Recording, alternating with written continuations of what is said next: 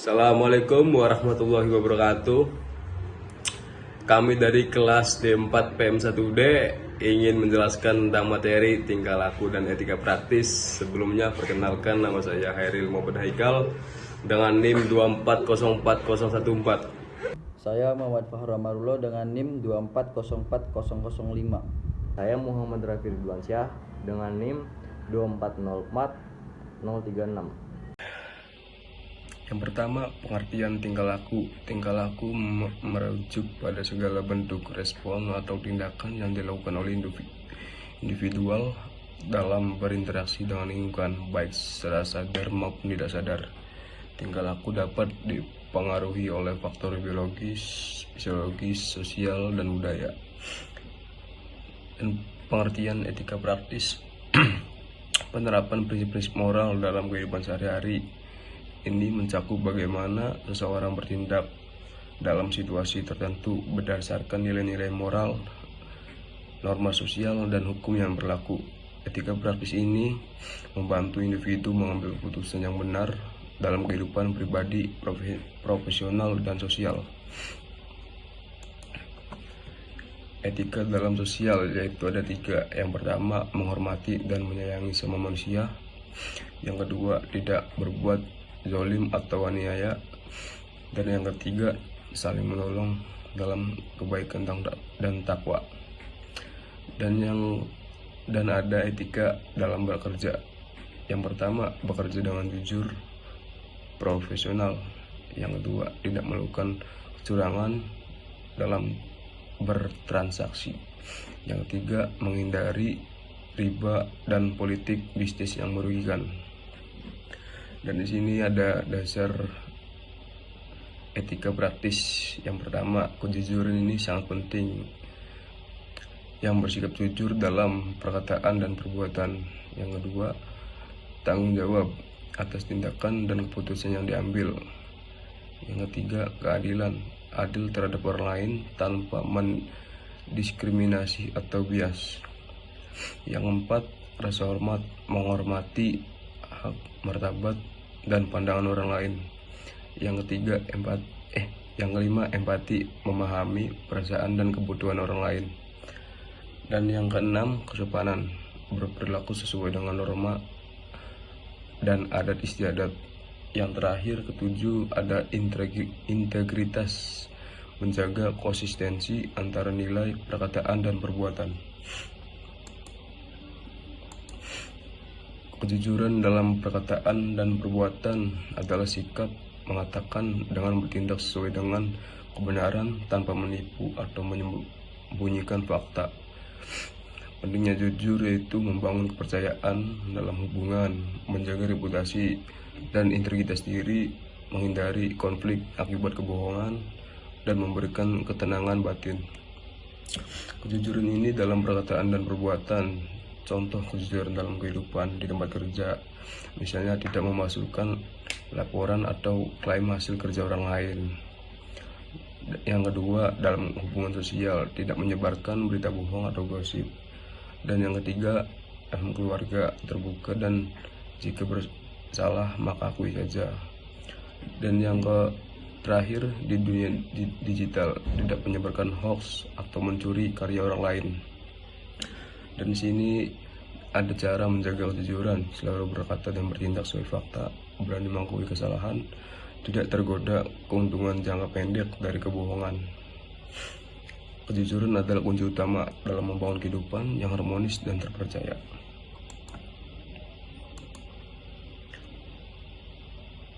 Tanggung jawab atas tindakan keputusan.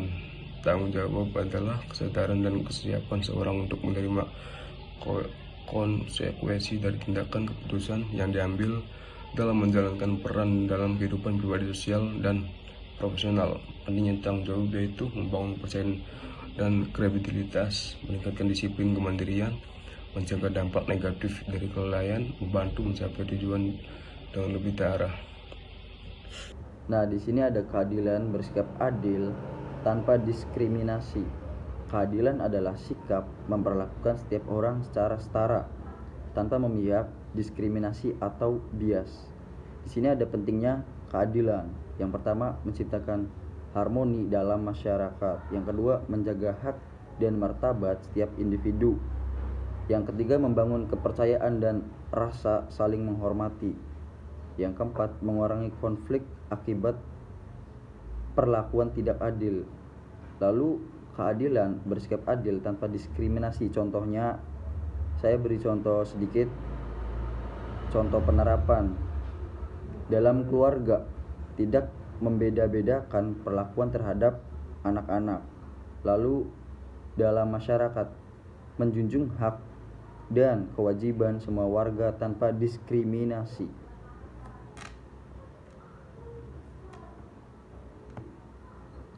Nah, di sini ada rasa hormat, menghormati hak, martabat, dan pandangan orang lain. Contoh penerapannya di tempat kerja, menghargai pendapat rekan kerja tanpa meremehkan. Kedua, dalam keluarga, mendengarkan dan memahami sudut pandangan anggota keluarga. Yang ketiga, dalam masyarakat, tidak merendahkan atau mendiskriminasi orang lain. Yang terakhir, di dunia digital, tidak melakukan ujaran kebencian atau perundungan siber. Cara menumbuhkan rasa hormat. Di sini ada 4. Yang pertama, bersikap sopan dalam perkataan dan perbuatan. Yang kedua, mendengarkan dengan empati tanpa menghakimi. Yang ketiga, menghormati perbedaan budaya, agama, dan pandangan hidup. Dan yang terakhir, tidak memaksakan pendapat atau kehendak kepada orang lain. Lalu empati, memahami perasaan dan kebutuhan orang lain. Empati adalah kemampuan untuk merasakan, memahami, dan menghargai perasaan serta kebutuhan orang lain. Pentingnya empati, di sini ada 4. Yang pertama, meningkatkan hubungan sosial dan emosional. Yang kedua, membantu mengurangi konflik dan kesalahpahaman. Yang ketiga, menciptakan tingkah yang lebih suportif dan peduli. Yang keempat, membantu seseorang dalam memberikan dukungan yang tepat. Lalu contoh penerapannya di tempat kerja, memahami kesulitan rekan kerja dan menawarkan bantuan. Lalu ada dalam keluarga, mendukung anggota keluarga yang sedang menghadapi masalah. Yang ketiga, dalam masyarakat, menolong mereka yang membutuhkan tanpa pamrih. Dan yang keempat, di dunia digital, tidak menghakimi atau memperburuk situasi seseorang secara online. Lalu di sini ada cara mengembangkan empati. Yang pertama, mendengarkan dengan penuh perhatian tanpa menyela. Yang kedua, menempatkan diri pada posisi orang lain sebelum menilai. Yang ketiga, menunjukkan kepedulian melalui tindakan nyata. Dan yang terakhir, menghindari prasangka dan perlakuan semua orang dengan baik. Nah, di sini ada rasa hormat, menghormati hak, martabat, dan pandangan orang lain. Contoh penerapannya, di sini ada 4. Yang pertama, di tempat kerja, menghargai pendapat rekan kerja tanpa meremehkan. Yang kedua, dalam keluarga, mendengarkan dan memahami sudut pandangan anggota keluarga. Yang ketiga, dalam masyarakat, tidak merendahkan atau mendiskriminasi orang lain. Dan yang terakhir, di dunia digital, tidak melakukan ujaran kebencian atau perundung siber. Di sini ada cara menumbuhkan rasa hormat. Yang pertama, bersikap sopan dalam perkataan dan perbuatan. Yang kedua, mendengarkan dengan empati tanpa menghakimi. Yang ketiga, menghormati perbedaan budaya, agama, dan pandangan hidup. Dan yang terakhir, tidak memaksakan pendapat atau kehendak kepada orang lain.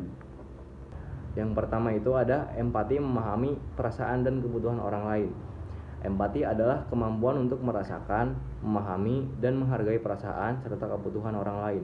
Dengan empati, seseorang dapat lebih peduli dan responsif terhadap kondisi emosional orang di sekitarnya. Pentingnya empati itu ada 4. Yang pertama, meningkatkan hubungan sosial dan emosional. Yang kedua, membantu mengurangi konflik dan kesalahpahaman. Yang ketiga, menciptakan lingkungan yang lebih suportif dan peduli. Yang terakhir, membantu seseorang dalam memberikan dukungan yang tepat. Contoh penerapannya di tempat kerja, memahami kesulitan rekan kerja dan menawarkan bantuan. Dalam keluarga, mendukung anggota keluarga yang sedang menghadapi masalah. Di dalam masyarakat, menolong mereka yang membutuhkan tanpa pamrih. Dan yang terakhir, di dunia digital, tidak menghakimi atau memperburuk situasi seseorang secara online. Cara mengembangkan empati itu terbagi menjadi 4. Yang pertama, mendengarkan dengan penuh perhatian tanpa menyela.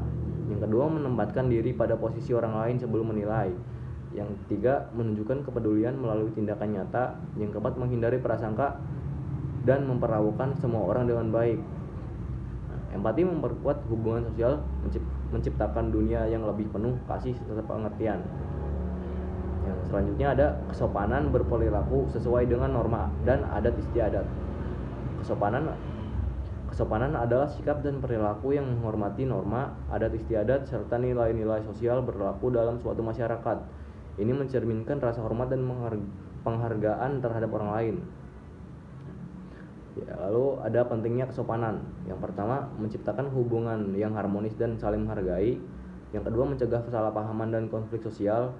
Yang ketiga, menunjukkan karakter yang baik dan beretika. Yang keempat, membantu menjaga budaya dan tradisi yang positif.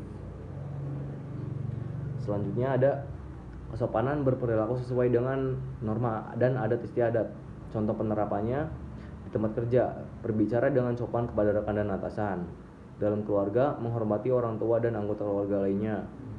Dalam masyarakat, menggunakan bahasa dan sikap yang baik dalam pergaulan. Di dunia digital, menyampaikan pendapat tanpa menyakiti atau merendahkan orang lain. Selanjutnya ada cara menjaga kesopanan. Yang pertama, menggunakan bahasa yang santun dalam berbicara. Yang kedua, menghormati perbedaan budaya dan kebiasaan orang lain. Yang ketiga, bersikap ramah dan tidak arogan dalam pergaulan. Nah, yang terakhir, menghindari tindakan atau kata-kata yang dapat menyinggung perasaan orang lain. Kesopanan mencerminkan kepribadian yang baik dan membantu menciptakan lingkungan yang lebih nyaman dan damai. Selanjutnya ada integritas, konsistensi antara nilai, perkataan, dan perbuatan. Yang pertama, integritas. Pengertian integritas. Integritas adalah sikap teguh dalam memegang prinsip moral dan etika, di mana seseorang bertindak sesuai dengan nilai-nilai yang diyakini tanpa kompromi. Pentingnya integritas itu ada 4. Yang pertama, membangun kepercayaan dan kredibilitas. Yang kedua, menunjukkan karakter yang jujur dan dapat diandalkan. Yang ketiga, menciptakan lingkungan yang transparan dan etis. Yang terakhir, memberikan ketenangan batin karena tidak berpura-pura.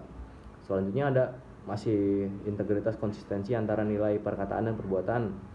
Contoh penerapannya, misal di dunia kerja, tidak melakukan kecurangan atau korupsi. Dalam keluarga, menepati janji kepada pasangan dan anak-anak. Dalam masyarakat, bertindak sesuai dengan nilai moral tanpa dipengaruhi tekanan eksternal. Yang terakhir itu ada di dunia digital, tidak menyebarkan informasi palsu, keuntungan pribadi. Cara menjaga integritas itu terbagi menjadi 4, yaitu konsisten antara ucapan dan tindakan. Terus tidak tergoda untuk berbuat curang meskipun ada kesempatan. Yang ketiga, mengakui kesalahan dan bertanggung jawab atas tindakan sendiri. Nah, yang terakhir, berpegang pada prinsip meskipun dalam situasi sulit.